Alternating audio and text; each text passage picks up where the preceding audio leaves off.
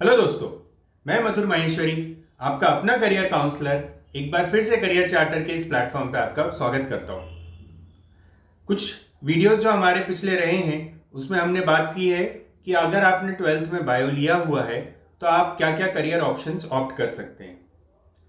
अगर मैं ब्रॉडली बोलूँ तो विद बायो आप जैसे कि मेडिकल कोर्सेज ले सकते हैं, पैरामेडिकल कोर्सेज ले सकते हैं और जनरल कोर्सेज ले सकते हैं जनरल साइंस के, और एक अलग कैटेगरी दूंगा कि except all these what all can be done.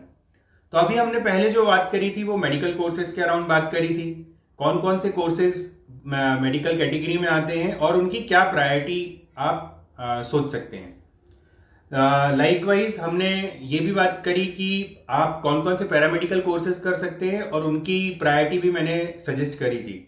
Mind you there are more than 30 paramedical courses, तो आपको थोड़ा सा इसके बारे में और रिसर्च करनी पड़ेगी कि कौन सा आप पैरामेडिकल कोर्सेज करना चाहते हैं besides what I have covered. तो अगर आपको उनके अराउंड जानकारी चाहिए तो you can watch my previous videos.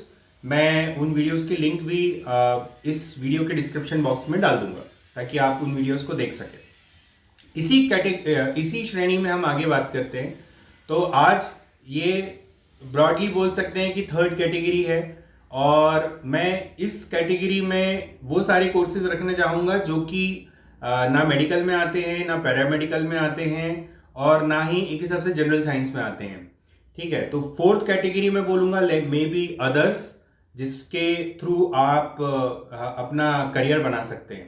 तो डेफिनेटली इस कैटेगरी में सबसे नंबर 1 आता है वो है नर्सिंग।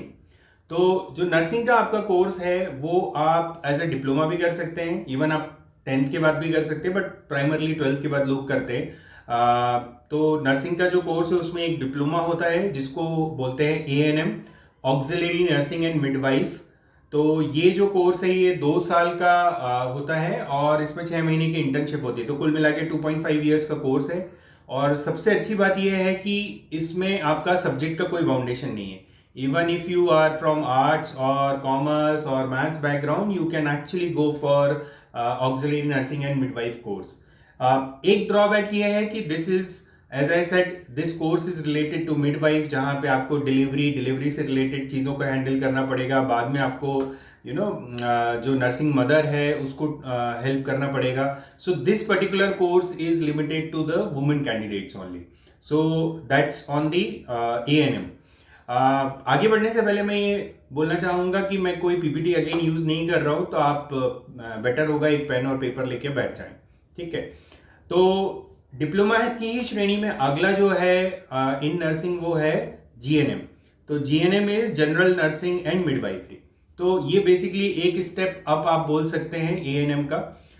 ANM जो था वो 2.5 ईयर्स का कोर्स था, वहीं GNM जो है अगेन डिप्लोमा कोर्स है, अगेन 12th के बाद होगा और ये जो कोर्स है ये 3.5 महीने का है। तो 3 इयर्स प्लस 6 मंथ्स की करीब करीब इंटर्नशिप रहती है।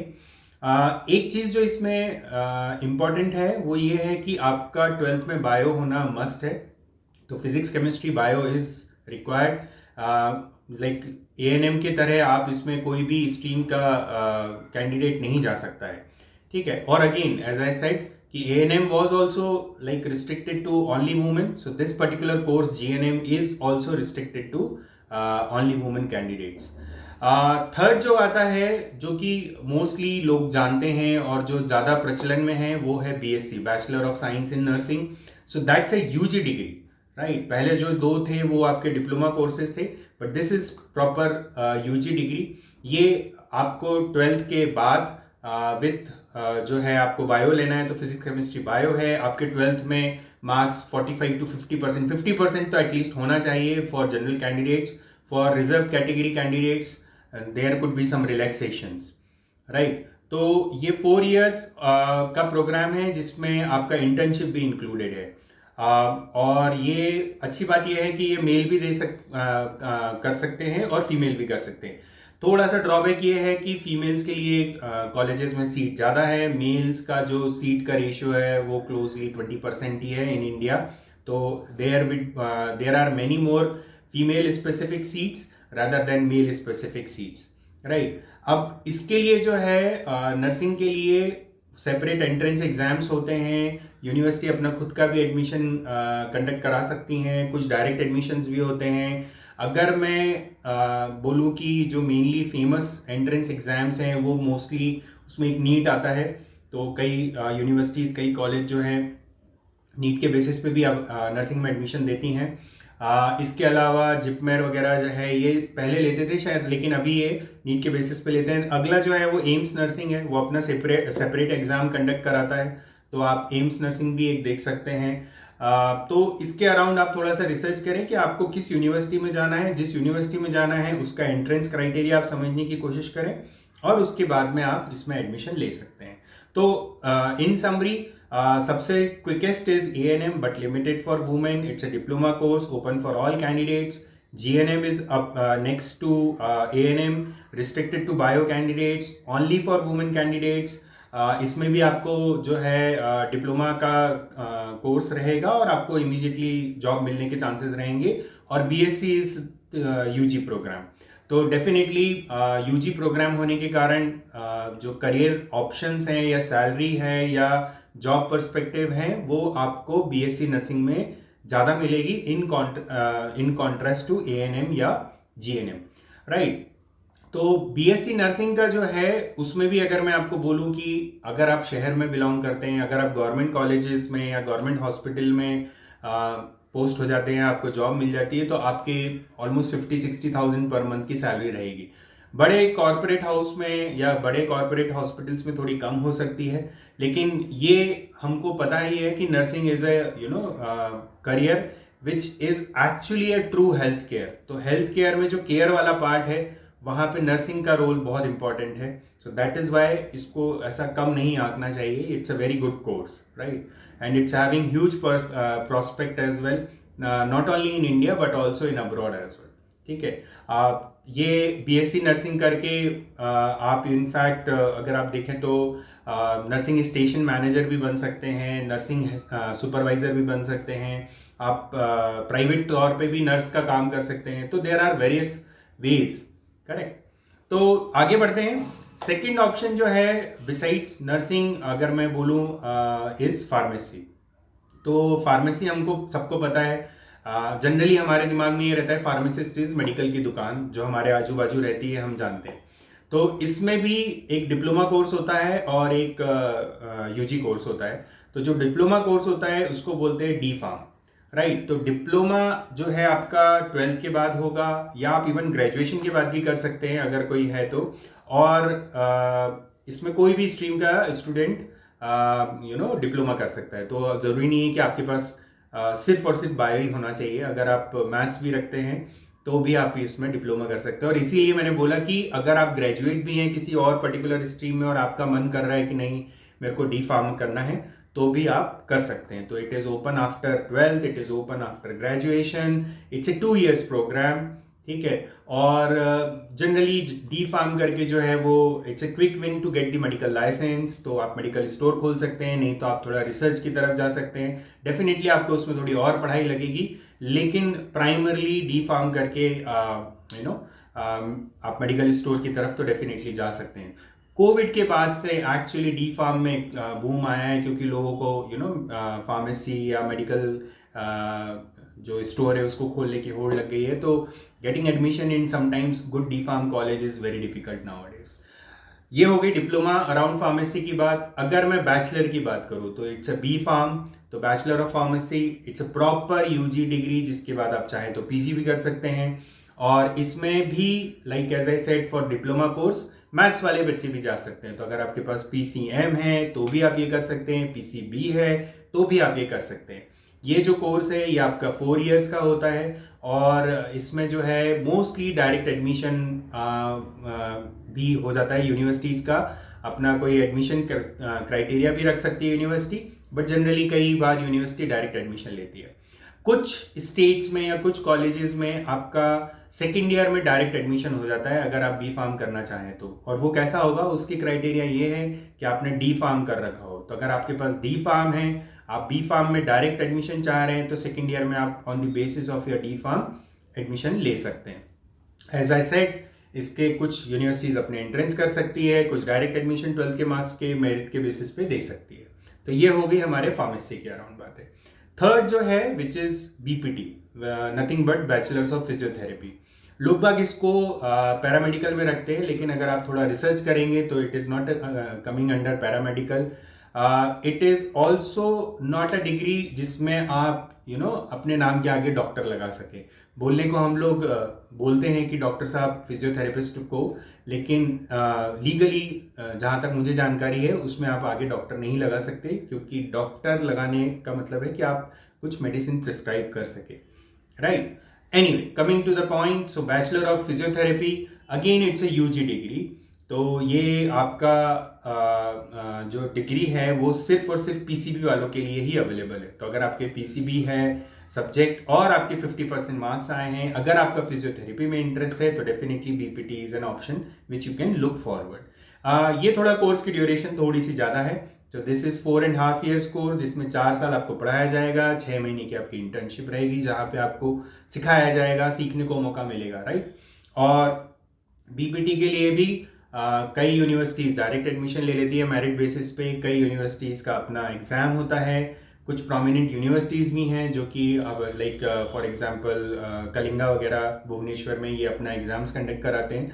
तो जहाँ पे आपको एडमिशन लेना है जिस भी कॉलेज में, जिस भी यूनिवर्सिटी में, उसके आप वेबसाइट पे जाके समझ सकते हैं कि आपको क्या क्राइटेरिया मीट करना होगा ब्रॉडली। लेकिन आपको बायो होना चाहिए, 50% फॉर जनरल कैंडिडेट होना चाहिए, और ये UG प्रोग्राम है, ये आपको ध्यान में रखना है। तो this is around the bachelor of physiotherapy. जो फोर्थ ऑप्शन में बोल सकता हूं वो ये है कि बायो स्टूडेंट जो है वो BTech भी कर सकते हैं। पहले ऐसा मानते थे कि BTech या इंजीनियरिंग जो है वो सिर्फ और सिर्फ मैथ्स के स्टूडेंट्स कर सकते हैं, लेकिन देर आर 4 और 3 कोर्सेज जहां पर आजकल बायो के स्टूडेंट्स भी BTech का ऑप्शन ऑप्ट कर सकते हैं। तो उसमें सबसे पहला है BTech in biotechnology, second is BTech in bio informatics, very slight difference between bioinformatics and biotechnology.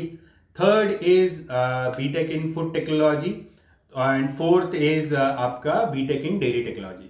तो अगर आपका इंटरेस्ट है डेयरी के अराउंड पढ़ने का, समझने का, डेयरी प्रोसेसिंग का, डेयरी इंडस्ट्री कैसे काम करती है, तो आप BTech का ऑप्शन कर सकते हैं इन डेयरी टेक्नोलॉजी।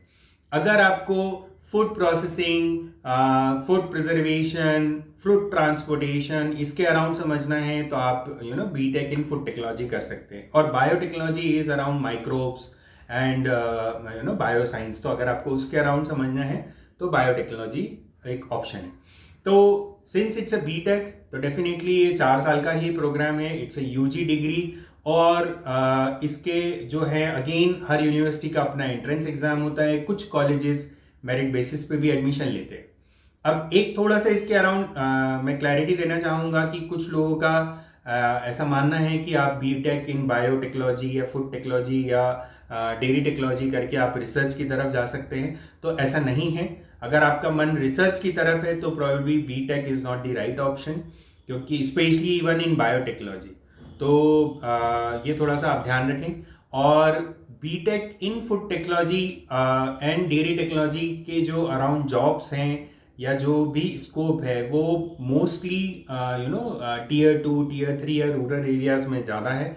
ऐसा नहीं है कि गवर्नमेंट वैकेंसीज नहीं निकलती हैं, डेफिनेटली निकलती हैं, लोग भी कम हैं, तो आप गवर्नमेंट वैकेंसीज की तरफ भी ध्यान रख सकते हैं। आप चाहें तो आगे कुछ और UPSC मैनेजमेंट ऐसे कोर्सेज भी कर सकते हैं आफ्टर डूइंग दी BTech, ठीक है।